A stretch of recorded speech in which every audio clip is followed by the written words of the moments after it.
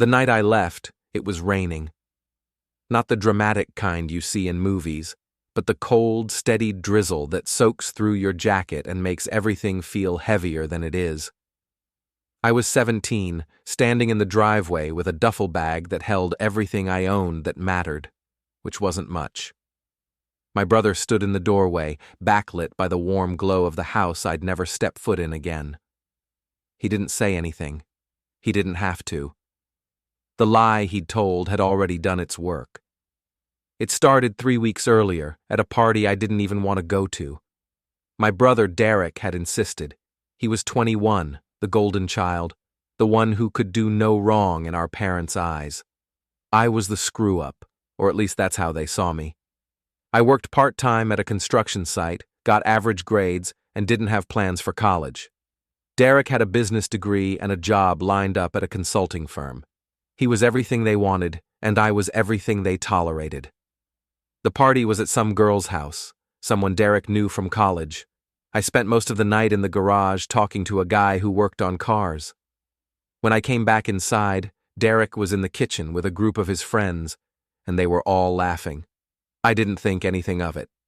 Derek was always laughing, always the center of attention. 2 days later, the cops showed up at our house. They were looking for me. Someone at the party had reported that their wallet was missing, along with $200 in cash and a credit card. The girl who hosted the party said she saw me near her bedroom, where the wallet had been. Derek backed her up. He told the cops I'd been acting strange all night, that I'd disappeared for long stretches, that he'd seen me coming out of the upstairs hallway. It was a lie. All of it.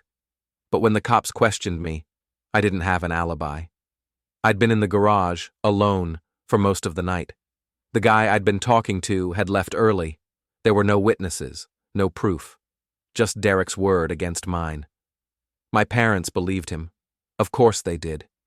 Derek had never lied to them, never given them a reason to doubt him. I was the one who'd been in trouble before. Small stuff, nothing serious, but enough to make me the easy target. When I tried to defend myself, my father cut me off. "Enough," he said. His voice was calm, flat, the way it always was when he'd made up his mind. "We know what happened. The question is what you're going to do about it." My mother sat on the couch, her hands folded in her lap, her face pale. She didn't look at me. She hadn't looked at me since the cops left. "I didn't do it," I said. "Derek's lying." "Don't," my father said. "Don't make this worse by dragging your brother into it. He's trying to help you." That was the moment I understood. It didn't matter what I said. It didn't matter what the truth was. They'd already decided. Derek was the son they were proud of, and I was the one they were ashamed of. The lie fit the narrative they'd been building in their heads for years. The girl's parents decided not to press charges.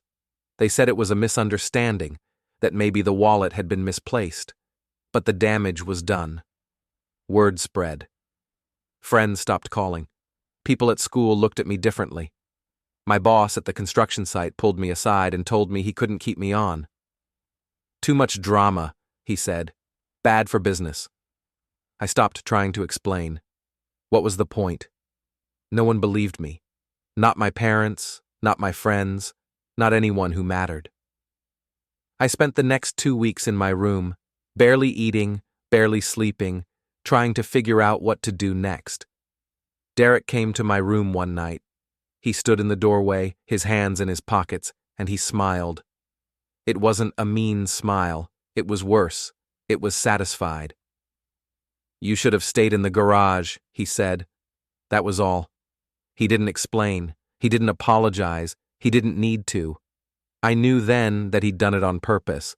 The lie wasn't an accident or a mistake. It was calculated. He'd wanted me gone, and he'd found a way to make it happen. I didn't ask why. I didn't give him the satisfaction.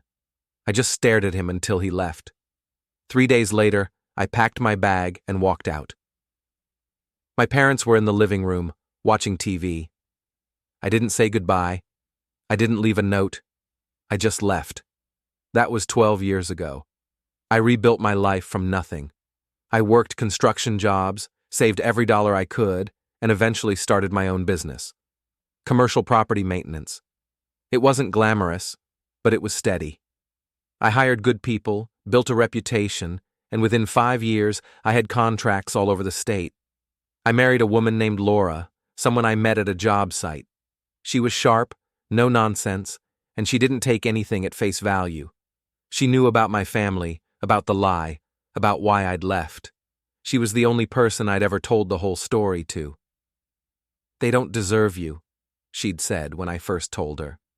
"And one day, they'll realize that." I didn't think about them much after that. I didn't have the time or the energy. My life was full. I had work, I had Laura, I had a future that didn't include the people who'd thrown me away. I thought I was done with them. Then my phone rang. It was a Saturday morning. Laura and I were having coffee on the porch. The number was unfamiliar, but the area code wasn't. It was my hometown. I almost didn't answer. "Hello? It's your mother." Her voice was the same, soft, careful, like she was walking on glass. I hadn't heard it in 12 years, but I recognized it immediately. "What do you want?" I said. Laura looked at me, her eyebrows raised. I shook my head. Not now. "We'd like to see you," my mother said. "Your father and I. We think it's time." "Time for what?" "To fix things." I laughed. I couldn't help it. The sound surprised me as much as it surprised her. "Fix things," I repeated. "That's interesting." "We miss you," she said. "We've missed you for a long time. Derek's been asking about you. He'd like to see you too." Derek? Of course. The golden child. The liar. The one they'd chosen over me. "Why now?" I asked. There was a pause. I could hear her breathing on the other end of the line. "We saw an article about your business," she said, "in the paper. You've done well for yourself. We're proud of you." And there it was. The real reason. They didn't miss me. They didn't want to fix things. They just wanted to be part of my success. They wanted to pretend they hadn't thrown me out, that they hadn't chosen Derek's lie over my truth. They wanted to rewrite history.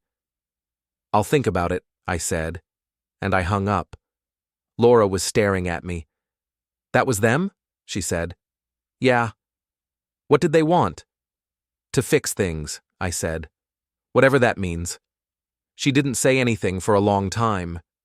She just looked at me, her expression unreadable. "Are you going to see them?" she asked finally. "I don't know." "Yes, you do." She was right. I did know. I'd known the moment I heard my mother's voice. 12 years later, my phone rang, and I already knew who it was. As the story unfolds, hit the hype button, like, subscribe, and write in the comments. Would you forgive them or walk away? The job site was loud that Monday, the way it always was. Jackhammers, power drills, men shouting over the noise. I was overseeing a commercial renovation downtown, a 3-story office building that needed new HVAC, updated electrical, and a complete overhaul of the plumbing. It was the kind of job that kept me busy, kept my mind occupied, kept me from thinking about the phone call. But I couldn't stop thinking about it. Laura had been quiet all weekend. She didn't push me to talk about it, didn't ask questions I wasn't ready to answer. She just watched me, the way she always did when she knew I was working something out in my head. Sunday night, she'd finally said, "If you go, I'm going with you." I hadn't argued. I knew better. My business partner, Tony, found me on the second floor, clipboard in hand. He was in his 50s, ex-military, the kind of guy who could spot a problem before it became a crisis. I'd hired him 3 years ago, and he'd been the best decision I'd made. "We've got an issue with the wiring on the 3rd floor," he said. "Electrician says it's going to take another week." "Another week?"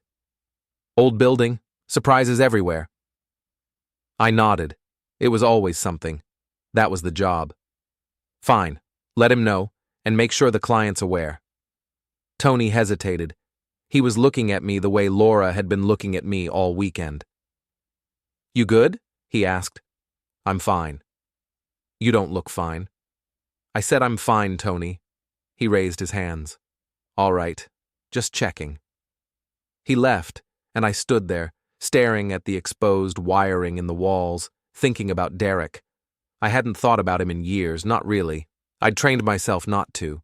But now, with my mother's voice still echoing in my head, I couldn't stop. Derek had always been better at everything. Better grades, better job, better life. He knew how to play the game, how to say the right things, how to make people believe him, and he'd use that skill to destroy me. Not because he hated me, not because I'd done anything to him, but because he could, because it was convenient, because I was in the way. I still didn't know why. Maybe I never would. But it didn't matter. The why didn't change what he'd done. Laura called me that afternoon. "Your mother left a message," she said. "What did she say?" "She wants you to come to dinner, this Saturday, at their house. Derek will be there." Of course he would. Did she say anything else? She said it would mean a lot to them, that they want to make things right. I closed my eyes. Make things right. As if 12 years could be erased with a dinner invitation. As if the lie had never happened. As if I'd just been away, traveling, living my life, and now it was time to come home. "You don't have to go," Laura said. "I know. But you're going to." "Yeah. Then I'm coming with you." "I know." She hung up, and I stood there, phone in hand, thinking about what I was about to walk into. They didn't invite me home because they missed me. They invited me because they needed something. The week passed slowly. I worked long hours, stayed busy, tried not to think about Saturday. But it was always there in the back of my mind, like a splinter I couldn't dig out. Friday night, Laura and I were in the kitchen, making dinner. She was chopping vegetables, and I was stirring sauce on the stove. Neither of us had said much all day. "You should know," she said finally, "that this could go bad." "I know. I mean really bad. You haven't seen them in 12 years. You don't know what they're like now. You don't know what Derek's like now. And if they start pushing, if they start trying to rewrite what happened, you need to be ready for that." "I'm ready." She looked at me, the knife still in her hand. "Are you?" I didn't answer. I wasn't sure I could. Saturday came. We left early, drove 3 hours to my hometown. I hadn't been back since the night I left. The streets looked the same, the houses, the storefronts. Nothing had changed. Or maybe everything had, and I just couldn't see it anymore. My parents' house was at the end of a quiet street, a 2-story colonial with a big front lawn. Derek's car was already in the driveway, a sleek black sedan, the kind that screamed success. I parked behind it, and for a moment, I just sat there, staring at the house. "You ready?" Laura asked. "No." "Good. Let's go." We walked up to the front door, and before I could knock, it opened. My mother stood there, older than I remembered, her hair gray now, her face lined. She smiled, but it didn't reach her eyes. "You came," she said. "I came." She looked at Laura, then back at me. "This is your wife?" "Laura, yeah." "It's nice to meet you," my mother said, but she didn't move to let us in. She just stood there, blocking the doorway like she wasn't sure what to do next. "Are we coming in?" I asked. "Of course. Yes. Sorry." She stepped aside, and we walked into the house. It smelled the same. Clean, sterile, like nothing had ever happened here. My father was in the living room, sitting in his chair, the same chair he'd been sitting in 12 years ago when he told me he knew what I'd done. He looked up when we walked in, and for a moment, we just stared at each other. "You're here," he said. "I'm here." Derek came down the stairs, and I felt my stomach tighten. He looked good. Expensive suit, expensive watch, expensive smile. He'd done well for himself, of course he had. "Hey, little brother," he said. I didn't answer. I just looked at him, and I saw it again. That same satisfied smile from 12 years ago, the one that said he'd won. "It's good to see you," he said. "Is it?" The smile faltered, just for a second, but he recovered quickly. Of course it is. We're family. Family. The word tasted like poison. We sat down to dinner. My mother had made pot roast, the same meal she used to make when I was a kid. It was good. I didn't taste it. I was too focused on Derek, on the way he kept glancing at me like he was waiting for something. So, my father said, cutting into his meat, we've been reading about your business. You've done well. I've done all right. Better than all right, from what we've heard. You've got contracts all over the state. I work hard. That's good. That's really good. There was a long silence. My mother pushed food around her plate. Laura watched me, her hand resting on my knee under the table. We wanted to talk to you, my father said finally, about what happened. Before you left. Here it was, the moment I'd been waiting for. What about it? I said. We think there were some misunderstandings, some things that got blown out of proportion. Misunderstandings. Yes. I looked at Derek. He was staring at his plate, his jaw tight. What do you think, Derek? I asked. Were there misunderstandings? He looked up, and for a second, I saw something flicker in his eyes.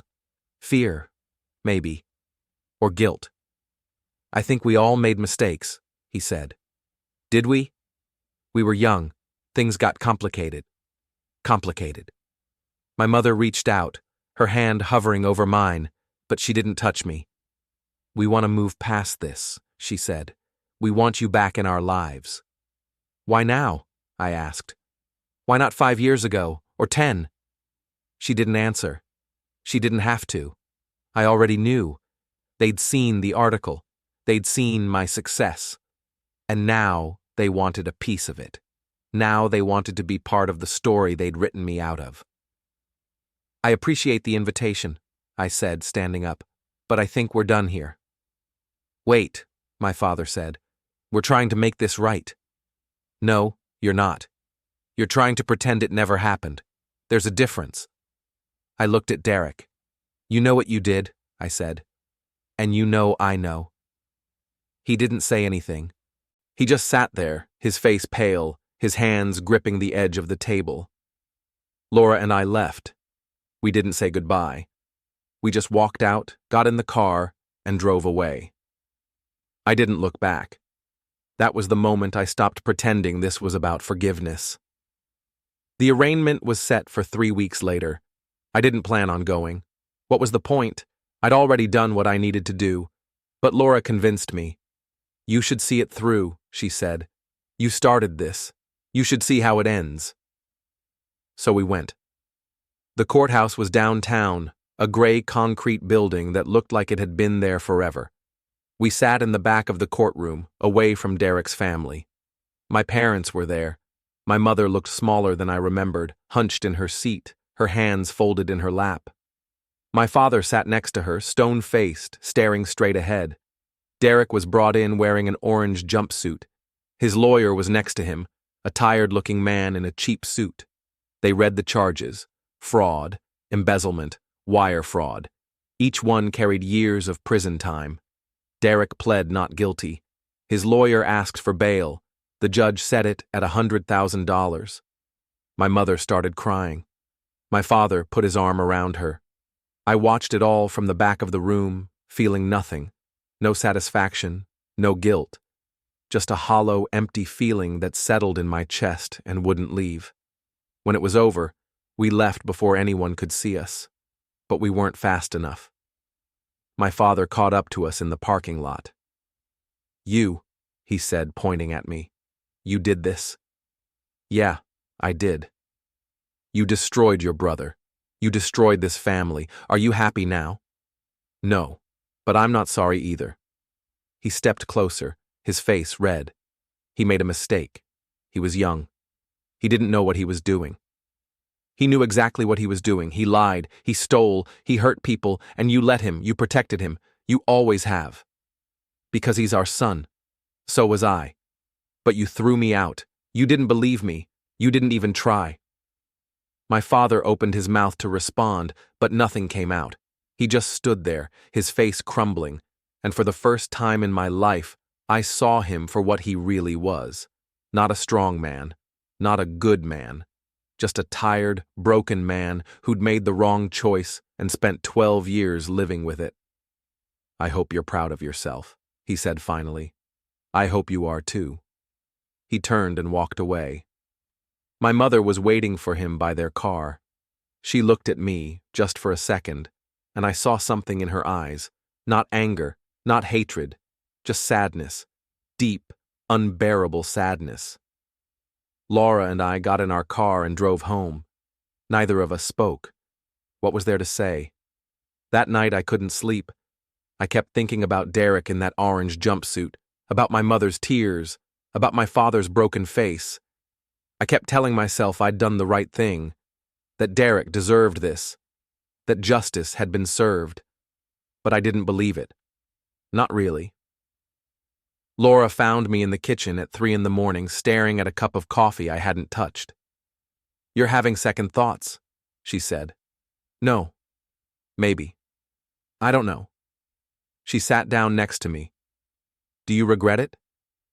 "I don't know. I keep thinking about what he said on the phone, that I destroyed his life. And maybe I did. Maybe I went too far." "He destroyed his own life. You just held him accountable." "Did I? Or did I just want him to suffer the way I suffered?" She didn't answer. She just looked at me, waiting. "I thought it would feel different," I said. "I thought when it was over I'd feel like I'd won, like I'd gotten justice. But I don't feel that.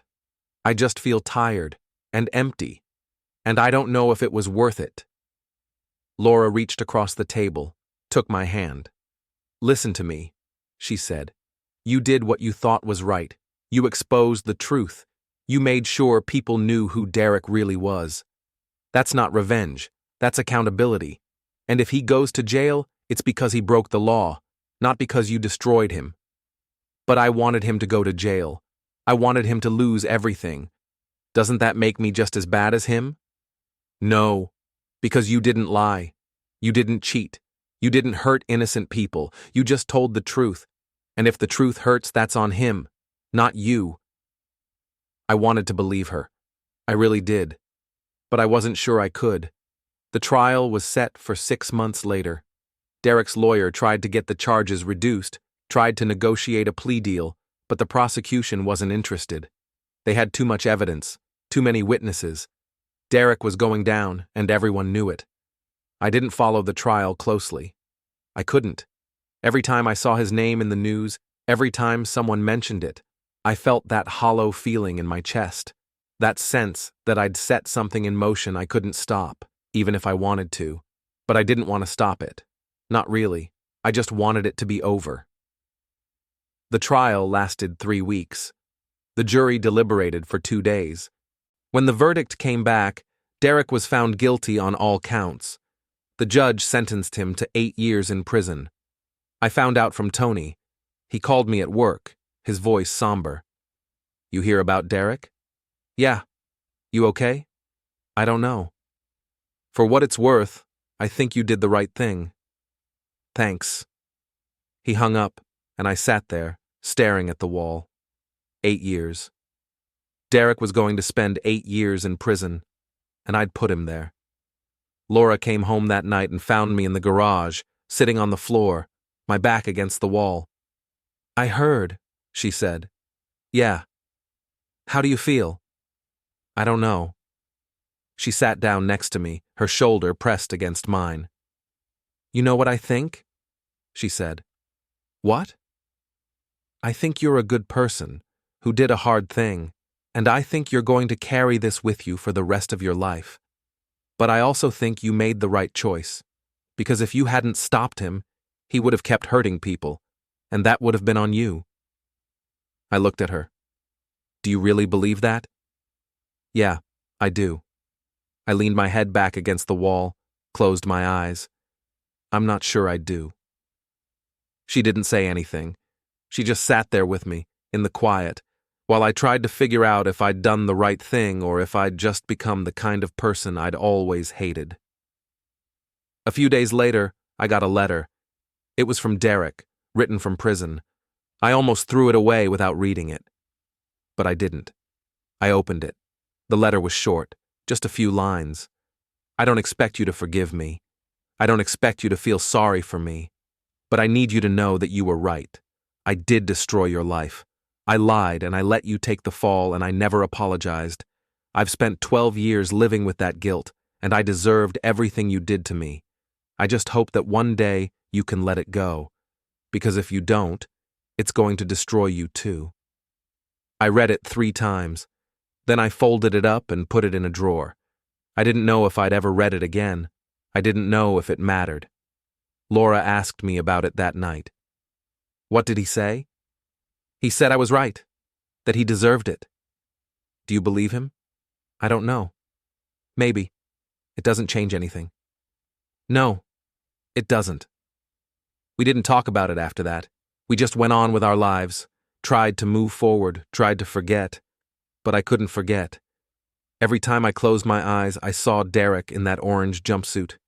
Every time I thought about the past, I thought about that night in the driveway 12 years ago when I walked away from the only family I'd ever known. And I wondered if I'd ever really escaped, or if I'd just carried them with me this whole time. 6 months after the trial, my mother called. I almost didn't answer, but I did. Hello? It's me. I know. I wanted to talk to you about Derek, about everything. What about it? I want you to know that we're sorry, your father and I. We should have believed you. We should have listened. We should have been there for you. And we weren't. And I'm sorry. I didn't say anything. I just held the phone, listening to her breathe on the other end of the line. I know it doesn't change anything, she said. I know it doesn't make up for what we did, but I needed you to know we were wrong, and we've been wrong for 12 years, and I'm sorry. Okay. Can we see you? Your father and I? Just to talk? I don't think so. Please, just once. Let us try to make this right. You can't make this right. It's too late for that. I know, but please, just give us a chance. I closed my eyes. Part of me wanted to say yes. Part of me wanted to see them, to hear them admit they were wrong, to feel like maybe, just maybe, something good could come from all of this. But the bigger part of me, the part that had spent 12 years building a life without them, the part that had spent the past year tearing Derek down, that part said no. I'm sorry, I said, I can't. I hung up. She didn't call back. Laura found me on the porch that night, staring out at the street. You okay? My mother called. What did she want? She wanted to apologize. She wanted to see me. What did you say? I said no. Laura sat down next to me. Do you regret it? I don't know, maybe, but I couldn't do it.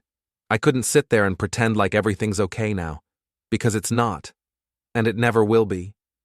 She nodded. So what now? Now we move on. We live our lives. We forget about them. Can you do that? I looked at her. I have to. But I wasn't sure I could. Because every time I thought I was done with them, every time I thought I'd moved on, they pulled me back in. And I didn't know how to break free. I didn't need proof. I needed witnesses. 3 months after my mother's call, something unexpected happened. I got an email from Jessica, the woman from Derek's LinkedIn photos, the one I suspected had sent me the thumb drive. The email was short. We need to talk. There's something you should know. I stared at it for a long time before responding. What is it? Her reply came an hour later. Not over email. Can we meet? I showed the email to Laura that night. Do you think it's a trap? She asked. I don't know. Maybe. But I need to find out. Then I'm coming with you. We met Jessica at a coffee shop 2 days later. She was in her 30s, professional, well-dressed. She looked tired, like she hadn't been sleeping well. When we sat down, she didn't waste time with pleasantries. I sent you those files, she said. I know. I need you to understand why. Okay. She took a breath, looked down at her coffee. Derek and I were together for 2 years. We weren't married, but we lived together. I thought I knew him. I thought he was a good person, someone I could build a life with.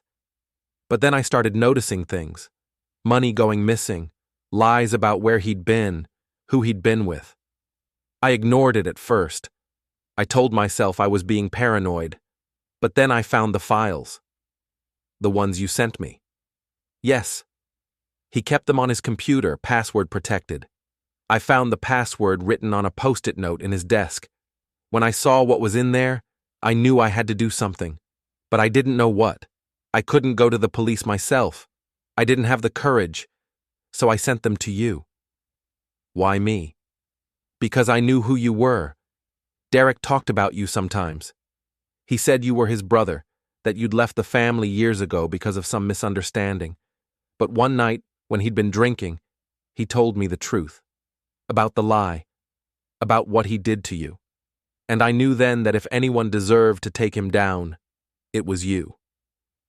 I looked at her, trying to read her expression. What do you want from me? I asked. Nothing. I just wanted you to know the truth. About him. About everything. Is there more? She hesitated, then nodded. There's one more thing. Something I didn't put in the files because I wasn't sure it mattered.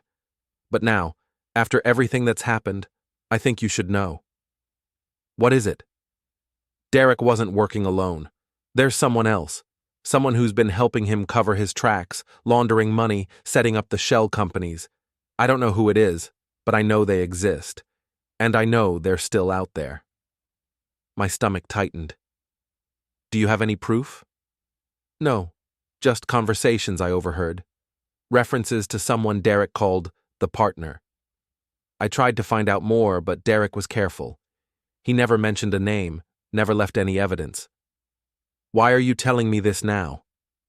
Because I think whoever this person is, they're dangerous. And I think they're going to come after you. Derek's in prison, but the partner isn't. And if they think you're a threat, they'll do whatever it takes to protect themselves. Laura leaned forward. Do you think this person had something to do with the lie? 12 years ago? Jessica shook her head. I don't know. But it's possible. Derek always had someone looking out for him, someone who helped him get out of trouble. I always assumed it was your parents. But maybe it was this person. I sat back in my chair, processing what she'd just told me. If this person exists, why haven't they done anything yet? Maybe they're waiting, watching, trying to figure out if you're a threat. But if they decide you are, they'll act, and you won't see it coming. She stood up, grabbed her purse. I've said what I needed to say. What you do with it is up to you, but be careful. Derek wasn't the only monster in this story. She left, and Laura and I sat there in silence. Do you believe her? Laura asked finally. I don't know, but I can't ignore it. So what are you going to do? I'm going to find out who the partner is. It took 2 weeks. 2 weeks of digging through financial records, cross-referencing names, following trails that went nowhere. But eventually, I found it. A name buried in Derek's business filings. Someone who'd been listed as a consultant, paid through a series of shell companies, hidden behind layers of paperwork. The name was familiar. Too familiar. Thomas Webb. My uncle. My father's brother. I stared at the screen, my hands shaking. It didn't make sense. My uncle had always been distant, someone we saw at holidays but never really knew. He lived 3 states away, worked in finance, kept to himself. Why would he be involved with Derek? But the more I dug, the clearer it became. Thomas had been funneling money through Derek's business for years, using it to hide income, avoid taxes, launder funds. Derek had been his front, his cover, and when Derek started getting sloppy, when clients started complaining, Thomas had helped him clean it up. But that wasn't all. I found an email buried in the files Jessica had sent me. It was from Thomas to Derek, dated 3 weeks before the party 12 years ago. You need to do something about your brother. He's asking too many questions. Find a way to get him out of the picture. My hands went numb. I read it again, and again, and again. Derek hadn't come up with the lie on his own. Thomas had told him to do it. Thomas had orchestrated the whole thing. And my parents, blinded by their loyalty to family, had gone along with it. Laura found me in my office, staring at the screen. "What is it?" she asked. I showed her the email. Her face went pale. "Oh my God. He planned it. Thomas planned the whole thing, and Derek went along with it." "Why? Why would he do that?" "Because I was asking questions about where Thomas got his money, about the deals he was making. I didn't think much of it at the time. I was just curious. But Thomas must have thought I was a threat. So he told Derek to get rid of me. And Derek did." Laura sat down, her hand over her mouth. "What are you going to do?" "I'm going to confront him." "That's a bad idea." "I don't care. He's dangerous. If he did this once, he'll do it again. Then I'll be ready." I found Thomas's address in the files. He lived in a gated community an hour away, a big house on a quiet street. I drove there the next day, alone. Laura had tried to stop me, but I wouldn't listen. This was something I had to do. I parked outside the gate, walked up to the intercom, and pressed the button. "Yes?" a voice said. "It's David. I need to talk to you." There was a long pause. "I don't think that's a good idea. I'm not leaving until we talk. You can let me in, or I can stand here and make a scene. Your choice." Another pause. Then the gate buzzed open. I walked up the driveway, my heart pounding. Thomas was waiting for me at the door. He was in his 50s, tall, well-dressed, the kind of man who looked like he belonged in a boardroom. He smiled, but it didn't reach his eyes. "David, it's been a long time." "Not long enough?" "Come in." I followed him inside. The house was immaculate, expensive, the kind of place that screamed money. We sat down in the living room and Thomas poured himself a drink. "Can I get you something?" he asked. "No, I'm not here for pleasantries." "Then why are you here?" "I know what you did. I know you told Derek to get rid of me. I know you've been using his business to launder money. I know everything." Thomas took a sip of his drink, then set it down. "And what exactly do you plan to do with that information?" "I'm going to the police. I'm going to tell them everything, and you're going to jail." He laughed. It was a cold, hollow sound. "No, you're not." "Yes, I am." "You don't have proof. You have emails, sure, but emails can be faked. You have financial records, but those can be explained. You don't have enough to take me down. And even if you did, do you really think anyone would believe you? You're the kid who left home because of a lie, the kid with a grudge. No one's going to take your word over mine." "We'll see." He leaned forward, his expression hardening. "Let me make something very clear. If you go to the police, if you try to expose me, I will destroy you. I will destroy your business, your reputation, your marriage. I will make sure you lose everything. And unlike Derek, I don't make mistakes. I don't leave loose ends. So you need to ask yourself if this is really worth it." I stood up. "You're going to regret this." "No, you are." I left. My hands were shaking, my chest tight. I got in my car and drove home, my mind racing. Thomas was right. I didn't have enough proof. The emails could be explained away. The financial records were circumstantial. I needed more, but I didn't know how to get it. Laura was waiting for me when I got home. "What happened?" "He threatened me. Said he'd destroy me if I went to the police." "Do you believe him?" "Yeah, I do." "So what now?" I sat down, rubbed my face with my hands. "I don't know. I don't have enough proof. I need something more, something undeniable." "Then we'll find it." "How?" "I don't know. But we will. We've come this far. We're not stopping now." I looked at her, and I saw something in her eyes. Determination. Strength. The same thing that had kept me going for the past year. "Okay," I said. Let's find it. That's when I realized I wasn't destroying a family. I was removing rot. Finding the proof I needed meant going back to the beginning. Back to the night of the party, back to the lie, back to everything I'd tried to forget. If Thomas had orchestrated it, there had to be evidence, something he'd overlooked, something he'd left behind. I started with the girl who'd hosted the party, the one whose wallet had supposedly been stolen. Her name was Amanda Price. I found her on social media, sent her a message. I know this is strange, but I need to ask you about a party you hosted 12 years ago. My name is David. I was accused of stealing your wallet that night. I didn't do it, and I'm trying to find out who did. Can we talk? She responded the next day. I remember that night. I'm sorry about what happened. I never thought you took it. Call me. We talked on the phone that afternoon. She sounded older, tired, like she'd been carrying the weight of that night for as long as I had.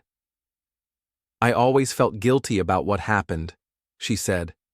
I was the one who said I saw you near my room, but I wasn't sure. Derek told me to say it. He said you'd been acting strange, that you'd probably taken it. I didn't want to lie, but he was convincing. And then the cops showed up, and it all spiraled out of control. Did you ever find the wallet? Yeah, a week later. It was in my car. I must have left it there, but by then you were already gone. I tried to tell Derek, but he said it didn't matter. He said you'd probably stolen something else. My grip on the phone tightened. Did anyone else know? That you found the wallet? I told Derek, and I told his uncle. He was at the party that night, in the kitchen, talking to some people. I remember because he pulled me aside after I found the wallet and told me not to say anything. He said it would just make things worse. There it was. Thomas had been at the party. He'd known the wallet had been found, and he'd covered it up. Do you still have the wallet? I asked. No, I threw it out years ago. I'm sorry. It's okay. You've already helped more than you know. I hung up and called Laura. I've got it. Thomas was at the party. He knew the wallet was found and he covered it up. If I can prove that, I can tie him to the lie. How are you going to prove it? I need to find someone else who was there, someone who saw him, someone who can back up Amanda's story. It took 3 days. I reached out to everyone I could find who'd been at the party, sent messages, made calls. Most people didn't remember. Some didn't want to get involved, but one person did. His name was Kyle. He'd been friends with Derek back then, part of the same crowd. He agreed to meet me at a bar downtown. Kyle looked rough. He'd aged more than 12 years, should have aged him. He ordered a beer, drank half of it before saying anything. I knew Derek was lying, he said finally. I knew the whole time. But I didn't say anything. I was scared. Derek was connected, you know? His uncle had money, influence. I didn't want to cross them. What did you see? I saw Thomas at the party. He and Derek were in the garage talking. I walked in on them by accident. They were arguing about something. Derek said he didn't want to do it, that it wasn't right. Thomas told him he didn't have a choice. I didn't know what they were talking about at the time, but after everything that happened, I put it together. Will you testify to that? Kyle looked at me, fear flickering in his eyes. If I do, Thomas will come after me. He's already threatened me. If we do this together, if we bring him down, he won't be able to hurt either of us. Kyle finished his beer, then nodded. All right, I'll do it. I had what I needed. Amanda's testimony, Kyle's testimony, the emails, the financial records. It wasn't perfect, but it was enough. Enough to make the case. Enough to take Thomas down. I went to the police the next day. The same detective I'd talked to before listened to everything, took notes, asked questions. When I was done, he leaned back in his chair. This is big, he said. If what you're saying is true, this goes way beyond embezzlement. This is conspiracy, witness tampering, fraud. We're talking serious time. Can you do it? Can you build a case? Yeah, but it's going to take time. And you need to be prepared. If Thomas finds out you're coming after him, he's going to fight back. Hard. I'm ready. The detective nodded. All right, we'll move forward. I'll need you to bring in your witnesses, get their statements on record. After that, we'll start building the case.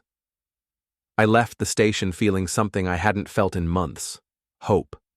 Not for reconciliation, not for forgiveness, but for closure. For the end. But I was wrong.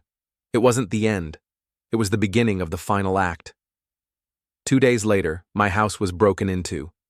Laura and I were out at a job site when it happened. We came home to find the front door kicked in, the house ransacked. They'd gone through everything, files, computers, drawers. They'd taken the laptop where I'd been storing copies of the evidence. Laura called the cops while I stood in the middle of the living room, staring at the mess. It was Thomas, I said.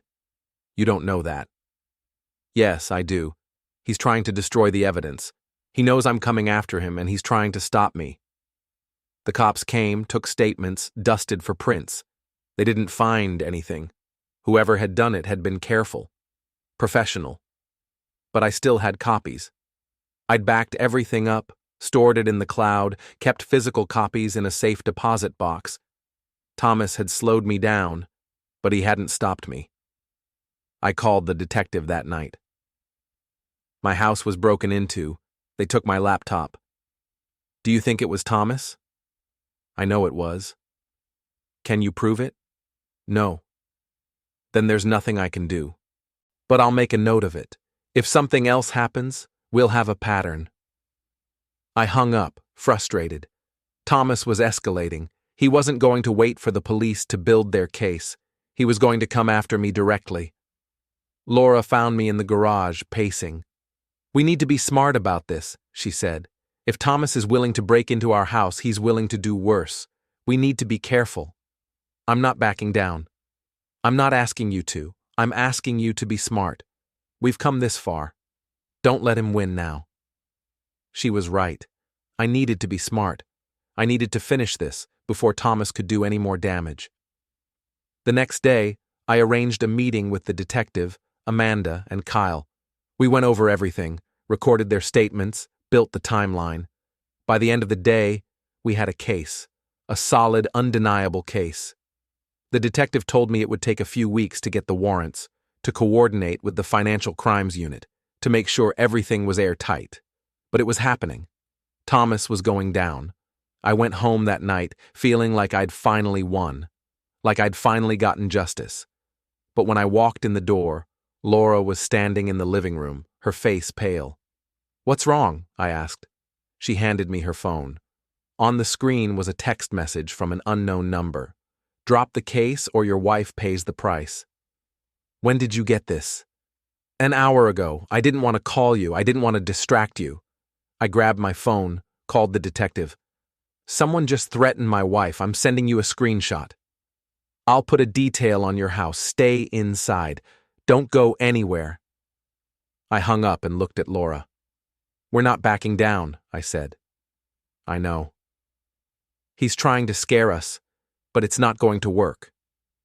She nodded, but I could see the fear in her eyes. And for the first time, I wondered if I'd pushed too far, if I'd put her in danger for the sake of my revenge. But it was too late to turn back now. The next morning, the police arrested Thomas. They showed up at his house with a warrant, took him into custody, seized his computers, his files, everything. The detective called me an hour later. We've got him. He's not getting out of this. What about the threat? We're looking into it, but right now he's in custody. He can't hurt you or your wife. I hung up and told Laura. She didn't look relieved. She just looked tired. Is it over? She asked. Yeah, it's over. But even as I said it, I wasn't sure I believed it. That night I couldn't sleep. I kept thinking about the threat, about Thomas, about everything that had happened. I kept wondering if I'd done the right thing, if justice was worth the cost. Laura found me on the porch, staring out at the street. You okay? She asked. I don't know. I keep thinking about what Thomas said, that I'd regret this, and maybe he was right. Maybe I should have just let it go. No, you did the right thing.